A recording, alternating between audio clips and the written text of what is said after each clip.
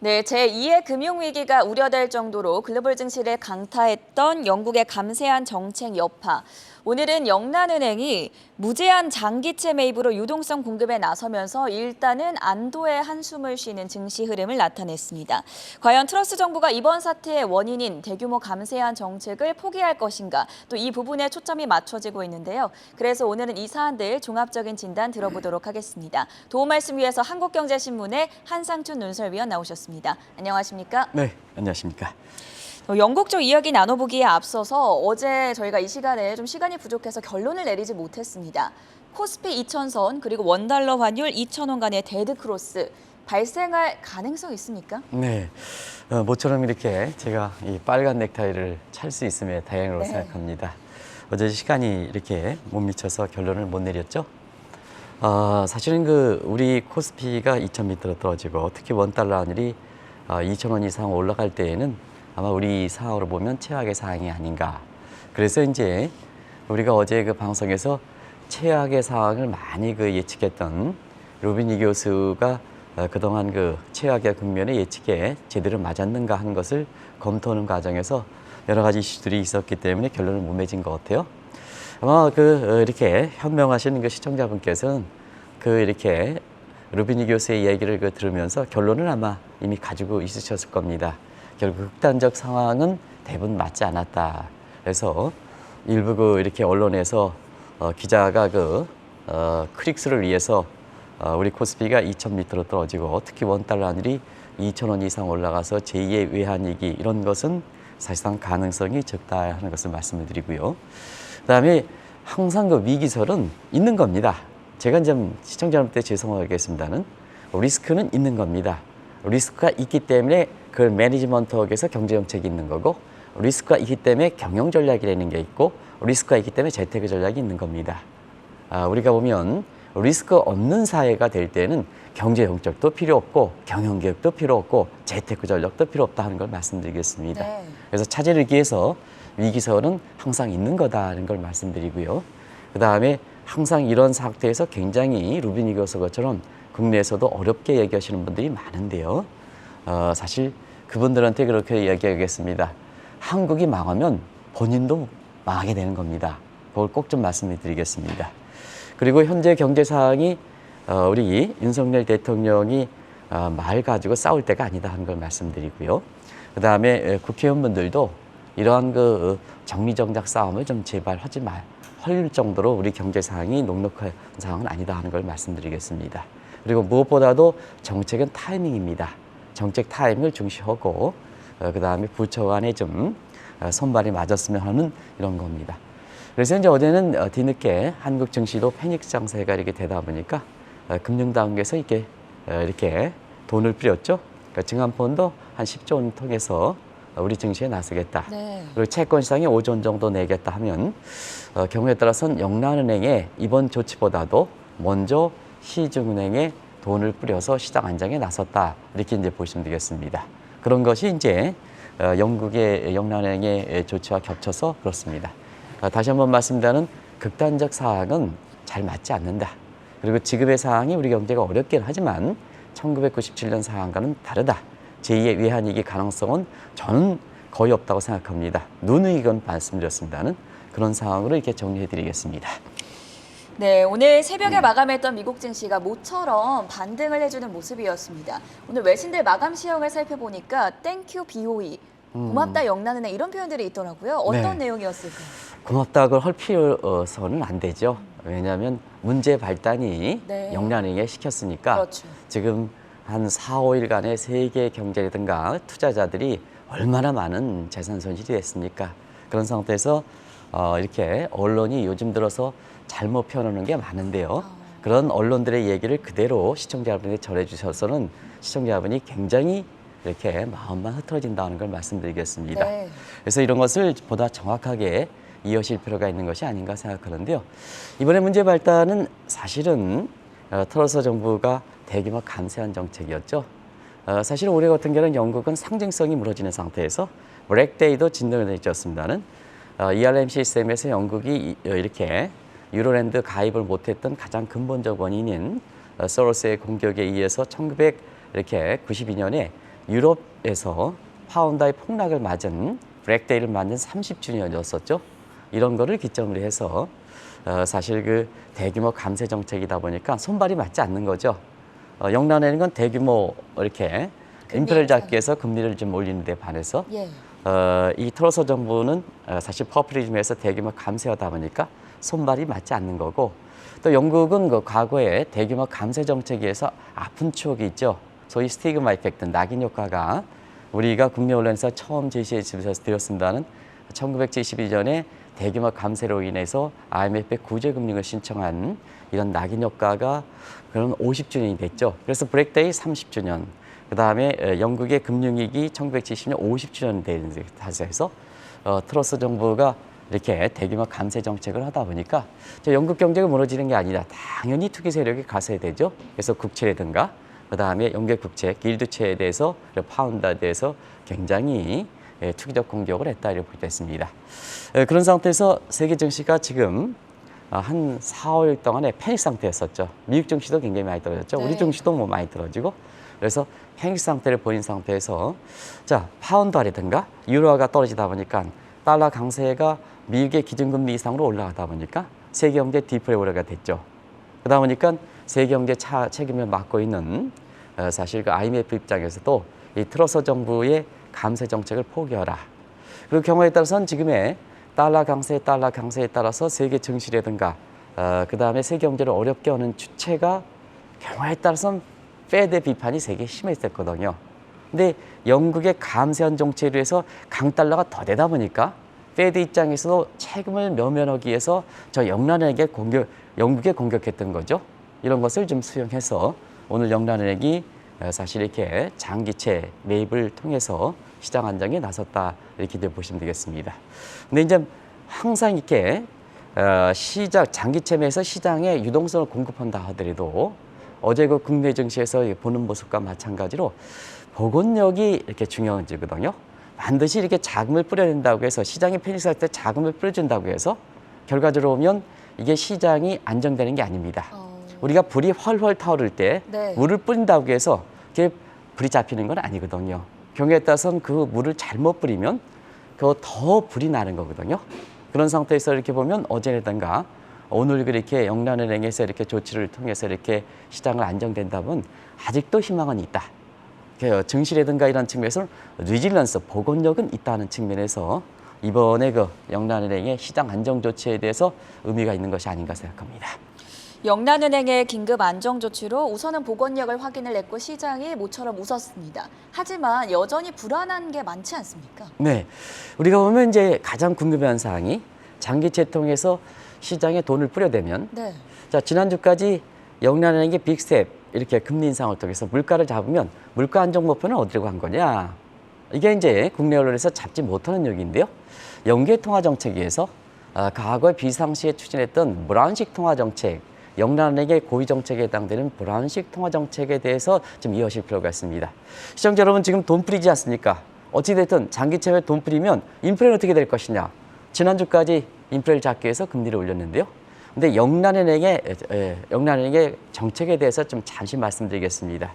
오늘 정책은 브라운식 통화 정책인데요. 이 브라운식 정책은 위기 시에 추진하는 통화 정책이다. 자, 위기 시의 통화 정책이니까 정상시에 인플레 안정하는 QT라든가 이런 쪽의 정책은 전부 미뤄지는 겁니다. 보류가 되는 겁니다. 그게 이제 영국의 브라운식 통화 정책의 어떤 특색이다 이렇게 볼 수 있습니다. 네.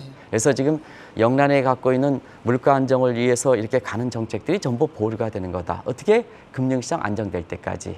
그래서 1단계 조치로 지금 650억 장기채를 매입해서 돈을 뿌리고 있습니다는 금융시장이 안정이 되지 않을 때는 또 추가적으로 조치가 나온다. 언제까지? 금융시장 안정될 때까지. 그리고 나서 인플레 안정을 위해서 정상적인 통화 정책으로 이렇게 돌아간다 이렇게 보이겠습니다. 그 정책을 이어질 필요가 있다 이렇게 보이겠습니다. 그런 상태에서 지금 사실상 영국이 무제한 그 통화 정책, 국채 매입을 통해서 돈을 뿌리대고 있는데요. 이렇게다 보니까 자 지금 대상은 영란은행의 인플레 대책은 사실 단기채와 정책 충돌이 될 가능성이 있기 때문에 단기채를 매입하지 않았죠. 장기채를 매입한 겁니다. 네. 그래서 장기채 같은 경우는 영국은 고유의 길드채라고 하는데요. 길드채 매입을 하니까 지금 말씀대로 국채 가격이 올라가고 반비례 관계에 있는 길드 금리는 떨어졌다. 그래서 시장을 안정된 거다 이렇게 됐습니다. 그리고 최근에 보면은 미국의 국채 금리가 10년물 국채 4% 돌파한 것은 미국 자체적인 페드 통화 정책이 변경돼서 그런 게 아니라 최근에 보면은 사실 영국의 금리가 올라가서 동반적으로 미국의 10년물 금리가 4% 이상 올라가다 보니까 미국 증시가 무너졌던 배경이 됐던 거거든요. 네. 그러다 보니까 영국의 사실 국제 금리가 안정되다 보니까 오늘 미국의 10년물 금리도 4% 돌파했던 것이 3.7% 정도로 확대했습니다. 그렇죠. 지금 이제 나오죠? 3.7% 정도. 제가 2시에 방송 원고를 만들 때 이때가 한 3.77 정도 이렇게 됐는데 더 떨어졌군요. 그래서 5% 이상 폭락했습니다. 국채에서 5% 이상 떨어지는 것은 폭락했다 이렇게 보게 됐습니다. 그러다 보니까 자연스럽게 미국 증시도 사실상 기대보다는 덜 올라갔습니다는 많이 올라갔던 배경이 된다 이렇게 보게 됐습니다. 그리고 이제 달러 가치도 한번 보겠습니다. 오늘 좀 이렇게 되는데 기대만큼 많이 안 올라갔습니다. 파운드라든가 유로 가치가 안정을 찾다 보니까 결과적으로 달러 가치가 이렇게 여기에서는 급락했던 배경이 된다 이렇게 보게 됐습니다. 요새 언론들을 보면요, 위원님. 네. 킹달러뿐만이 아니라 갓달러 이런 이야기도 나오던데 이런 용어가 우리가 이거 적절하게 써도 됩니까? 네, 우리가 이제 킹달러, 갓달러 하면 신이다, 무슨 뭐 왕이다 하면 자기 실력껏 이렇게 올라가야지 그 표현을 쓰는 겁니다. 근데 이제 누누이 말씀드리는 미국 경제도 지금 어렵습니다. 네. 지금 뭐 한 98%가 미국 경제가 어렵다 그러지 않습니까? 오늘 전 앵커가 방송 전에 자 파운드가 영국의 금리가 떨어지는데 왜 파운드 가치가 이렇게 떨어질까 하는 측면을 얘기했죠. 그럼 패닉 상태에서 정상화 과정이기 때문에 그렇습니다. 예. 자, 미국 같은 경우에는 킹달러 같다라는 표현을 쓰는데요. 방송에서 그런 한마디가 우리 기업이라든가 이렇게 주는 이런 임팩트를 한번 생각해 볼 필요가 있습니다. 지금 상태에서는 유로화라든가 파운드라든가 이런 다른 국가가 못했으니까 미국 경제도 안 좋기 때문에 경기 침체가 되기 때문에 반사적 측면에서 환율은 교환 비율이기 때문에 지금 올라가는 측면이 있다 이렇게 보게 됐습니다. 그래서 반사적으로 결국 예를 들어서 주변에 있는 사람들에 의해서 이렇게 올리면 그 왕이 있잖아요. 왕의 운명은 오랫동안 못 가는 겁니다. 그게 세대 정책 아니겠습니까? 네. 이전에 우리나라에도 그런 쪽에 왕은 있는데 대통령은 있는데 뒤편에서 이렇게 가려면 그 대통령의 운명이 오랫동안 가지 못하는 거거든요. 그런 쪽에서 킹달러, 갓달러 자기 자신은 뭐 그 표현이 쓰는 게 좋긴 하지만 사실 시장에 미치는 영향, 경제에 미치는 영향, 경제 주체에 미치는 영향을 생각해서 지금 언론이라든가 이런 표현에 또 전앵커 것처럼 이렇게 진행하는 사람이라든가 나 것처럼 방송하는 사람들이 그런 표현을 좀 신중하게 계실 필요가 네. 있다. 그 한마디 한마디가 경제에 미치는 영향, 주가 폭락으로 연결되는 사태가 얼마나 크겠느냐 하는 측면에서 신중으로 기할 필요가 있다 하는 걸 말씀드리겠습니다. 네, 말 한마디에 더 책임감을 느끼고 네. 방송을 하도록 하겠습니다. 다시 돌아와서요. 이번 영란은행 조치에 이어서 또다시 영국이 어떤 또 추가적인 조치를 내놓을 것인가. 여기에 또 초미의 관심이 몰리고 있거든요. 네, 아무래도 이제 이번 조치의 가장 근본적 조치는 근본적 원인은 대규모 감세 정책 아니겠습니까? 그렇죠. 이걸 포기하실 것이냐 하는 문제입니다. 사실은 포기해야 됩니다. 국제금융시장이라든가 세계경제 입장에서는 포기해야 됩니다. 왜냐하면 영국의 국가 채무는 굉장히 높은 수준입니다. 지금 연면방의 뒷받침에 의해서 영국의 국가 채무가 이렇게 개수적인 측면, 수치로 드러나지 않을 뿐이지 지금 이번에 알리아베스 사후 이후에 대형적인 분열될 조짐을 보이고 있거든요. 그러면 잠복돼 있던 영국의 국가 채무가 굉장히 급증할 가능성이 있습니다. 그래서 대규모 이렇게 감세에 대규모 지출하면 재정 적자가 심화돼서 사실 국가 채무가 증가하니까 영국의 금리가 곧바로 진전됐던 우려가 됐던 상황이거든요. 그런 측면에서 이렇게 보면은 사실 이건 포기가 돼야 됩니다. 근데 이 트러스 정부가 과연 이것을 포기할 것이냐 하는 측면에서는 지금 국제적으로 보면 영국의 트러스 정부의 대규모 감세 정책에서는 IMF라든가 페드도 비판하고 미국의 학자들도 전부 우매한 정책이다 해서 비판하고 있지만 트러스 정부 입장에서는 정책의 정당의 특성을 한번 보겠습니다. 정당의 특성이 우극우적인 속성을 갖고 있습니다. 그래서 쉽게 포기하지는 않을 겁니다. 그리고 이번에 대규모 감세 정책은 트러스 정부의 첫 정책입니다. 그렇죠. 그래서 과연 포기할 것이냐 하는 측면에서 앞서 말씀드린 같이 오늘 시장이 안정됐다고 해서 뭐 반갑다, 웃음을 줬다, 아멘이다 이런 표현을 쓰는 것보다는 우리 서 작가가 제목에서 일단은 반겼다, 일단은 반겼다 하는 측면에서 이런 표현이 적당한 것이 아닌가 하는 생각이 듭니다.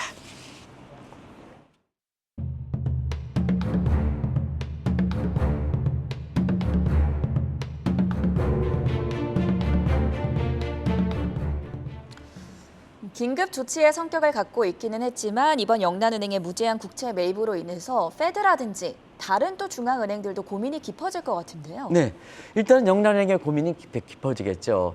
왜냐하면 지난주까지 인플레 잡기 위해서 금리를 올렸는데 이번에 대규모 이렇게 돈을 뿌려대다 보니까 인플레가 어떻게 될 것이냐. 그래서 우리가 이 문제는 계속해서 문제가 될 것이다 하는 측면을 말씀드렸습니다. 그게 트릴레마거든요.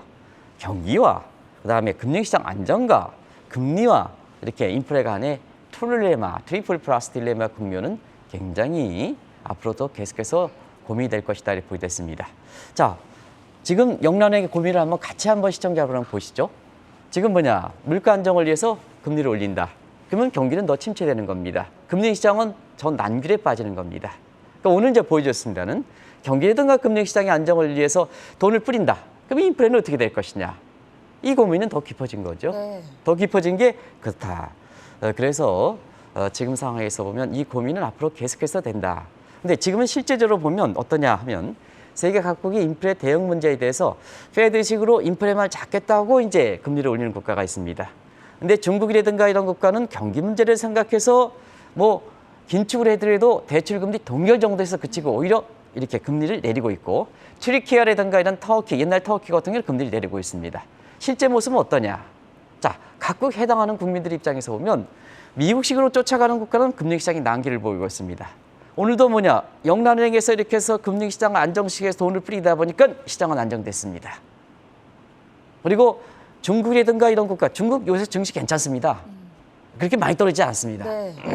터키도 마찬가지입니다. 실제로 보면 여기는 경기라든가 금융시장을 위해서 인플레를 잡기 위해서 금리를 올리는 것보다는 이렇게 최소한 긴축을 안 하다 보니까 안정됐거든요. 그러면 각국 금융 입장에서 당신 뭐 하는 거냐? 여기 뒤쪽에 있습니다는. 그래서 이창용 총재님, 이거 물가를 잡기 위해서 이렇게 우리 국민들 고통이 이렇게 심했는데 당신 뭐 하는 거냐 도대체? 이렇게 나갈 수밖에 없거든요. 그게 지금의 모습이다. 그런 측면에서 지금 말씀하신 대로 페드의 고민도 깊어질 수밖에 없다 이렇게 됐습니다. 연준도 영란은행과 같은 고민이 깊어지고 있다라고 말씀을 해주셨는데 파월 의장이 실제로 9월 FOMC 이후에 여러 가지 발언을 통해서 시사하지 않았습니까? 네, 사실은 잭슨홀 미팅이라든가 이렇게 9월 회의 직전에 네. 물가를만 잡겠다 이렇게 현저기에서 보면 9월에서 1%포인트까지 예상됐습니다. 100bp. 근데 0.75%에 그쳤지 않습니까? 그리고 기자회견에서 보면 자, 앞으로 물가를 잡히겠다 하면 금리를 내린다 하는 쪽을 얘기했습니다. 왜 그럴까 하는 측면은 지금 인플레 타겟팅이 2%입니다. 아시겠습니다는? 자, 그러면 지금 물가가 8%가 넘습니다. 그 지금 물가가 8%가 되는 것을 2% 내려면 뭘 것식으로 보면 물가만 잡겠다 하면 금리를 대폭적으로 올려있죠. 그럼 국민 입장에서 뭐겠습니까? 경기 침체되죠. 국민 고통 심해되죠. 수축사에 진입되죠. 그러면 페드는 당신네들 물가 안정만 하는 거냐? 한 나라의 경제 목적은 국민의 소득도 안정시켜야 되고 생활에서도 해야 되고 다 안정시켜야 되는 게 페드의 목표지 않습니까? 물론 이제 각 정책 부서별 우선순위가 있긴 합니다는. 근데 지금은 이 부처는 물가 안정을 하고 저 추경호 부총리는 경기를 생각하고 가계 부채를 생각할 수 있겠습니까? 서로 부처 간에 합의해서 우선순위를 조정해야죠. 서로 정책이 엇박가지 않지 않습니까? 네. 예를 들어서 우리 이창용 신임총재께서 물가를 잡겠다 이렇게 하는데 추부총리께서 물가를 잡기 위해서 금리를 올리면 가계부채 문제가 있어서 이자에서 국민들은 죽는데요. 그래서 금리 올리는데 신중을 기해라. 이게 엇박자가 난다. 이게 우리나라만 문제입니까? 전 세계가 똑같은 문제지. 그러다 보니까 미국의 페드 문제도 물가만을 잡기 위해서 앞으로 금리를 올리겠다. 이 문제가 이번에 영란은행에 통해서 그대로 확인된 거죠. 그래서 지금 미국 사회에서도 미국의 성장률이 0%까지 이렇게 되다 보니까 페드도 이번에 영란은행에 장기채 매입을 통해서 돈을 공급하기 위해서 자, 지난주까지 영란은행도 금리를 올렸지 않습니까? 이런 고충이 지금 드러난 점을 감안해 볼 때, 자, 월가에서 이렇게 오늘 이렇게 시장에서 반응하는 목격도, 자, 물가만을 잡기 위해서 페드의 통화정책, 이 대목은 이번에 영란은행이 국채 매입을 통해서 시장에 안정시키는 효과가 있을 점을 감안해 볼 때 뭐냐, 앞으로 페드도 좀 물가만을 잡기 위해서 금리를 올리는 정책에 대해서 좀 이렇게 변화가 있지 않겠느냐 하는 기대감, 이런 것이 3대 지수를 끌어올렸던 묵시적 요인에 해당된다고 보겠습니다. 다음 달에는 IMF 연차 총회가 열립니다. 이때에는 말씀해 주신 것처럼 물가와 경기, 이 두 가지 간의 안정을 찾기 위한 집중적인 논의가 이루어지지 않겠습니까? 네, 오늘 영란은행의 오늘 장기채 매입해서 시중에 유동성을 공급하는 조치로 인해서 네. 사실 트릴레마 문제 가지고 다음 달에 있는 IMF 연차 총회가 바로 얘기가 나왔습니다. 자, 왜 얘기가 나올 거야 하는 측면은 작년 같은 경우는 경기는 문제가 없었습니다. 물가 문제가 불거졌습니다. 그래서 1년 전에 작년 10월 달에 10월 14일인가요? 연차 IMF 총회 있을 때는 각국의 회원국에서 물가만을 잡기 위해서 우선을 둘 것이다 이렇게 얘기했습니다. 그것이 지난 1년 동안 사실 페드가 뒤늦게 했지만 인플레 금리를 올리게 됐던 배경이다. 근데 자, 이게 급격히 긴축을 추진하다 보니까 지금 자, 스태그플레이션과 파이낸셜 크라이시스, 영국의 지금 영국발 금리기는 파이낸셜 크라이시스 문제거든요. 그래서 SFP 복합 위기가 우려되거든요. 그럼 뭐냐, IMF 입장에서는 여전히 올해 입장에서는 물가를 잡기 위해서 각국 회원국들의 금리를 올려라 하는 이런 쪽에 우선순위를 두겠습니까? 자, 그러다가 어떤 경기가 붕괴되는데요. 네. 그래서 이번 같은 경우에는 IMF의 총회에서 보면 각국 회원국들의 통화 정책이라든가 재정 정책이 어떻게 보면 가이드라인을 설정하는데요. 1년 전에 물가를 잡기 위해서 긴축을 추진하라 하는 우선순위에서 좀 조화를 찾지 않겠느냐 이렇게 보고 있습니다. 그런 거는 각국 수장들이 이미 IMF, 페드식으로 월커식으로 물가를 잡기 위해서 자, 금리를 올리자 하는 이 정책에 대해서 각국 수장들이 전부 비판했거든요. 그게 이제 일전에 말씀드렸던 자, IMF 부총재 쳐다도 인플레를 잡을 수 없다. 이분은요, 자, 통화 정책으로는 인플레를 잡을 수 없다는 얘기입니다. 아주 극단적인 표현을 쓰죠. 페드에 대해서 정면을 반박된 겁니다. 멜페스도 마찬가지죠. 그리고 뭐냐, 가르스텐 비아이스 총재도 마찬가지입니다. 지금 경제 수장들이, 국제금리 수장들이 물가만을 잡기 위해서 인플레 정책하다가 다른 데 다 죽는다 하는 정책으로 해서 이번에 IMF가 1년 전에는 물가를 잡기 위해서 회원국의 우선순위를 긴축적으로 틀어가는데 어떤 쪽으로 정책 모색을 걸 것이냐. 이 대비에 대해서 세계 경제라든가 증시 모습에 상당 부분은 이렇게 변화가 있을 것이다 이렇게 볼 수 있습니다. 그 변화 중에 하나로 연준의 인플레 대응에도 변화가 있을 것으로 보시나요? 네, 지금은 2%의 인플레 타겟팅 선이 네. 어쩌냐 하면 이게 금융위기 이전에 설정된 겁니다. 그 위에 돈이 얼마만큼 많이 뿌렸습니까? 그 돈 많이 뿌린 거에서 경제주택이 체결화됐습니다. 그러면 2008년 이전에 설정했던 인플레 국면, 이것이 2%로 계속해서 가져가야 됩니까? 그래서 앞으로는 이런 표현을 쓴다. 자, 인플레를 잡겠다. 이런 표현은 인플레를 용인하는 시대로 갈 것이다. 용인하는 시대로 갈 것이다. 그래서 인플레 타겟팅 상한선 이런 것이 이렇게 지난번 잭슨 홀 미팅에서 얘기했습니다는 이 얘기가 IMF 총회에서도 거론되지 않겠느냐. 그래서 시청자 여러분, 앞으로는 인플레를 잡겠다보다는 인플레를 용인하는 시대로 간다. 하겠습니다. 그리고 트러스 정부 입장에서도 이 철의 여인으로 지향한 점을 감안해 볼 때 트러스 오늘 재미난 표현이 있는데요. 시간이 네. 다 돼서 또 내일을 이제 얘기해야 되겠는데요. 트러스 철의 여인이 되려면 마가렛 대처를 제대로 이해하라. 철의 여인이 마가렛 대처이다. 자, 지금은 마가렛 대처는 제3의 길을 모색했거든요. 네. 당신도 대규모 감세 이렇게 추진하지 말고 자, 우리가 하는 폐위고라든가 안전정책 같은 제3의 길, 재정정책의 제3의 길, 대규모 재정적절 하지 말고 제3의 길을 선택해라 하는데요. 이런 점이 이제 하자면 눈여겼다 이렇게 볼 때 있고요. IMF 총회에서는 킹달러 문제, 여기 이제 킹달러로 썼습니다는 킹달러를 이제 강달러로 얘기했으면 강달러 표현이 맞습니다. 갓달러, 킹달러보다는 이게 세계 경제를 디플레 상황한다. 그린 금품화다. 그래서 제2의 프라자 논의 이런 것도 IMF의 총회에서 거론되지 않겠나 이렇게 보고 있습니다. 자, 영국의 무제한 장기채 매입을 통해서 우선 증시가 최악의 상황은 피하며 일단은 반겼습니다. 하지만 다른 중앙은행에 또 어떤 영향을 미치게 될지 시장 혼란이 가중될 수도 있다라는 비판도 나오고 있는 만큼 이 사안들에 대해서 자세한 설명 들어봤고요. 지금까지 한국경제신문의 한상춘 논설위원이었습니다. 대단히 고맙습니다. 네, 고맙습니다.